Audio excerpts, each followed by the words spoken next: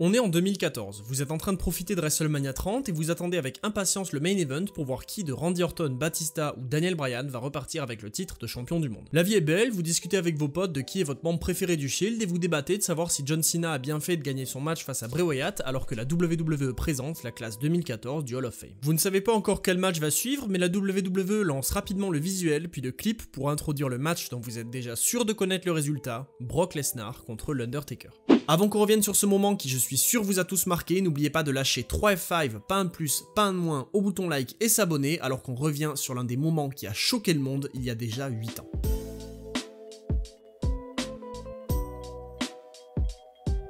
Comme je l'ai dit, alors que la WWE diffuse le clip promotionnel, vous savez déjà qui va repartir avec la victoire. L'Undertaker est resté invaincu pendant 21 WrestleMania, il a battu des légendes et a même mis un terme à la carrière monumentale de Shawn Michaels. Comme chaque année, il va battre son adversaire et franchement, on a un peu la flemme de regarder le match. La rivalité s'est un petit peu lancée de nulle part en plus puisque c'est simplement Brock Lesnar qui n'avait pas de match à WrestleMania et qui a refusé l'offre de l'autorité qui lui permettait de choisir son adversaire avant d'exiger que ces derniers lui donnent, pour citer Paul Heyman, une histoire à conquérir. Et bordel, une histoire à conquérir, il va en avoir une. Le gong sonne et le Deadman débarque pour signer le contrat après avoir planté le stylo dans la main de Lesnar et le match est donc officialisé. Et d'ailleurs je me suis fait un petit flashback en écrivant cette vidéo, je suis allé voir des pronostics de WrestleMania 30 et c'est unanime, tout le monde voyait évidemment l'Undertaker repartir avec la victoire et personne ne pronostiquait la fin de la streak. Le clip d'avant-match est hyper cool, franchement je vous le conseille à tous, que ce soit la musique ou l'ambiance, il est vraiment très stylé, mais maintenant c'est l'heure du match. Devant plus de 70 000 personnes, The Beast Brock Lesnar fait son entrée avec son avocat Paul Heyman et s'avance vers le ring déterminé à conquérir la streak. Lesnar termine son entrée et attend son adversaire. L'ambiance s'assombrit alors que le chant des druides se fait entendre et des cercueils représentant toutes les victimes du Deadman à WrestleMania sont montrés avec des images des diverses victoires de l'Undertaker. Tellement sûr de lui, l'Undertaker expose même un cercueil pour Brock Lesnar arborant le chiffre 22 et le nom de sa prochaine victime. Mais ne dit-on pas que le trop de confiance attire le danger ? Le Deadman entre dans le Superdome de la Nouvelle-Orléans et rejoint son adversaire dans le ring devant le public qui est déjà certain de connaître le résultat de ce match. C'est parti, la cloche sonne,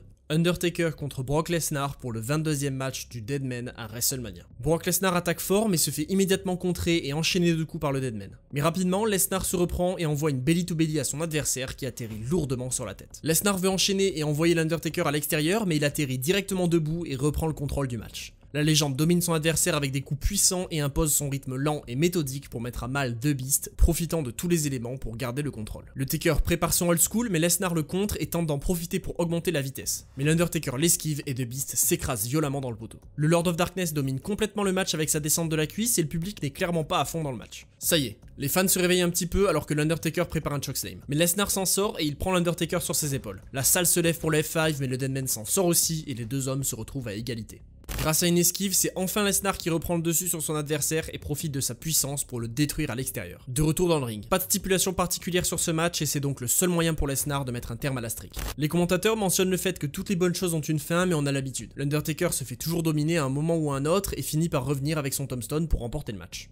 Et justement, Lesnar maîtrise parfaitement son match, envoyant des droites au visage de la légende alors que celui-ci subit sans trouver de solution. Lesnar profite de l'extérieur du ring pour balancer le Taker dans la barricade sous les yeux de son plus grand fan et envoie une souplex violente au centre du ring. On a certes l'habitude de voir le Taker en difficulté, mais là on dirait vraiment que quelque chose ne va pas. Le Phenom a le regard vide et semble réellement à bout de force. Mais le public ne le lâche pas. Alors qu'il subit des parpaings de Lesnar dans le ventre et dans le visage puis se fait envoyer dans les cordes, le Deadman revient. C'est le moment de reprendre ses esprits. Le regard vide et les jambes faibles, l'Undertaker tente de dérouler avec des cordes à linge, il envoie son Snake Eyes suivi d'un Big Boot et un Leg Drop, mais ça ne suffit pas à coucher Lesnar pour le compte de 3. Mais Undertaker continue, il se prépare. Il saisit Lesnar et envoie un chokeslam impressionnant. Cette fois c'est la bonne, mais non, Lesnar lève l'épaule à nouveau. L'ambiance de la salle est bizarre. On n'arrive pas trop à savoir si le public est inquiet pour le Taker réellement ou s'ils sont simplement ennuyés par un match dont ils pensent connaître le résultat. L'Undertaker veut en finir avec son tombstone, mais Lesnar descend et chope le Deadman pour son F5. C'est placé. Voilà de quoi réveiller le public. 1, 2... et Taker se dégage pour garder sa streak. On connaît l'Undertaker. Il ne perd jamais au bout d'un seul finisher et il revient toujours. Et d'ailleurs ça y est, il chope Lesnar pour son Hellgate. Lesnar est à bout et à 2 doigts d'abandonner, mais il trouve la force de soulever son adversaire pour l'écraser au sol et se sortir de cet enfer. Et encore une fois, alors même que Lesnar sort de la prise de soumission de l'Undertaker, on remarque que le Deadman est nettement plus en difficulté que son adversaire et on n'a clairement pas l'habitude de le voir aussi diminuer. À ce moment-là, et en repensant à la fin de WrestleMania 27, c'est difficile de savoir si l'Undertaker est simplement en train de vendre les coups de Lesnar ou s'il est réellement blessé et en difficulté.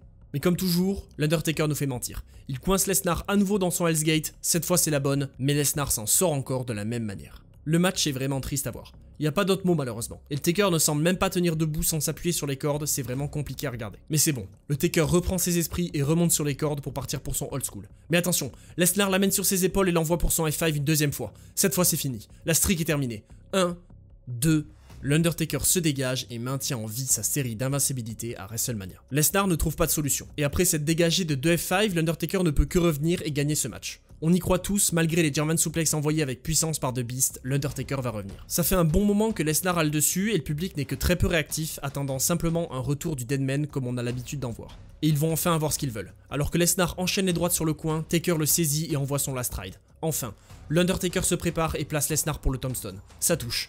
1 et 2, et Lesnar se dégage. Le public y croyait mais toujours pas. Mais le Deadman n'en a pas fini.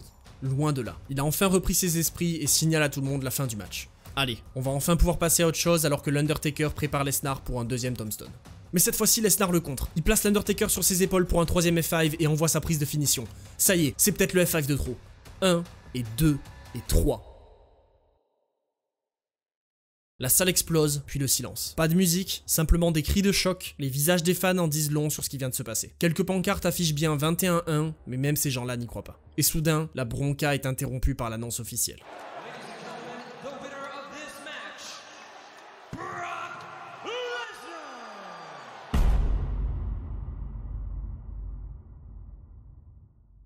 Cette simple annonce vient jeter un nouveau froid sur le Superdome alors que l'écran géant affiche le chiffre que tout le monde craignait, 21-1.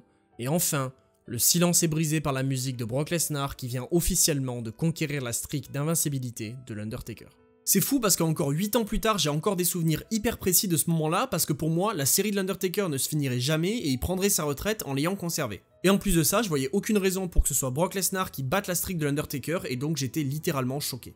Et d'ailleurs, je pense que ça vaut le coup d'en parler parce qu'avec le recul, nos visions peuvent avoir changé. Personnellement, je reste convaincu que l'Undertaker aurait dû prendre sa retraite en conservant sa streak. Cette série était trop importante pour prendre fin à mes yeux. Mais surtout, quitte à le faire perdre, je pense pas que Lesnar était le candidat parfait. Et là, les avis divergent. Certains pensent que c'est à la demande de Taker lui-même que Lesnar a mis un terme à la streak et d'autres affirment que le Deadman ne voulait pas perdre. Et justement, de ce que j'ai pu voir avec les interviews récentes du Deadman, on comprend qu'effectivement, il ne semblait pas très convaincu par l'idée de mettre un terme à cette série. Cette victoire et cette streak étaient tellement importantes que certes, ça a permis de renvoyer Lesnar au sommet pour une domination totale, mais selon moi, elle aurait pu être nettement plus bénéfique à un talent qui en avait plus besoin que Brock Lesnar. En plus de ça, on apprendra quelques temps plus tard que l'Undertaker a subi une commotion cérébrale importante en début de match dont il n'a d'ailleurs quasiment aucun souvenir. Cet incident explique sa difficulté à combattre et sa faiblesse durant tout le match et justifie probablement que le Deadman avait l'air beaucoup moins combatif que lors de ses précédents matchs. Je vous invite vraiment à me dire en commentaire comment est-ce que vous aviez vécu la fin de la streak de l'Undertaker à cette époque-là parce que je suis très curieux de le savoir et aussi ça m'intéresserait de savoir comment aujourd'hui, 8 ans plus tard, votre avis a peut-être évolué.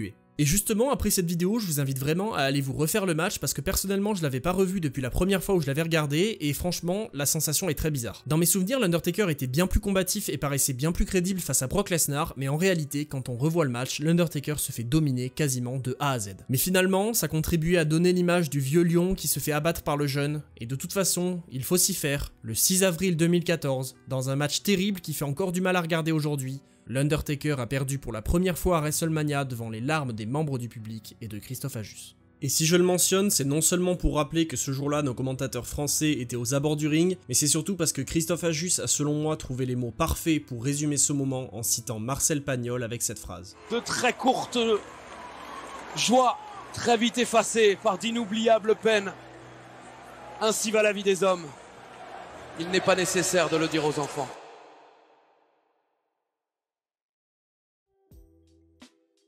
Avant de partir, n'oubliez surtout pas de continuer à contribuer à la série de défaites du bouton like et s'abonner parce que ce serait très dommage de s'arrêter en si bon chemin. Pensez aussi à me rejoindre sur twitch.tv/MonsieurHawkin où je suis en live tous les mercredis et tous les dimanches après la vidéo et d'ici là, je vous dis c'était Monsieur Hawkin et on se retrouve très vite pour parler de catch.